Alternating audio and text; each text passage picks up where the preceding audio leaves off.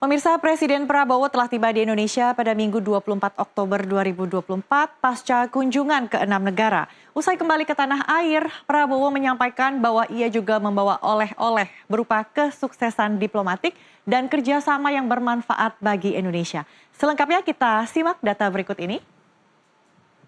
Kita lihat negara pertama yang dikunjungi oleh Presiden Prabowo adalah lawatannya ke negeri tirai bambu atau Tiongkok.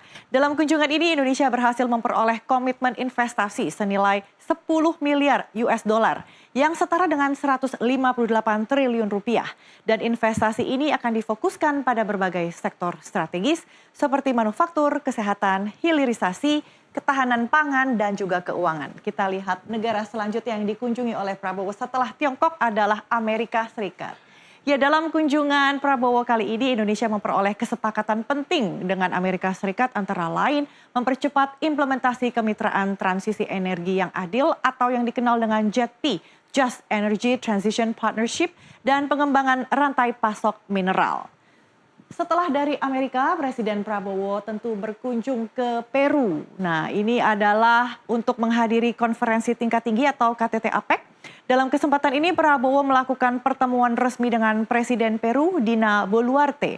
Kedua negara mencapai kesepakatan penting yaitu penandatanganan nota kesepahaman atau MOU tentang bebas visa antara Indonesia dan Peru serta rencana kerjasama ekonomi lain khususnya dalam bidang perdagangan dan juga investasi.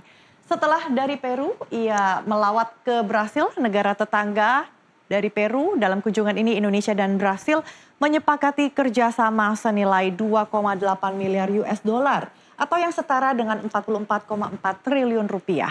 Investasi ini akan difokuskan di sejumlah sektor seperti keuangan, teknologi digital, pertambangan, energi, peternakan, dan industri dirgantara. Dan negara berikutnya dari Brasil, Prabowo bertandang ke Inggris dan dalam kunjungan ini Prabowo mendapatkan komitmen investasi senilai 8,5 miliar US dollar atau yang setara dengan 135,15 triliun rupiah.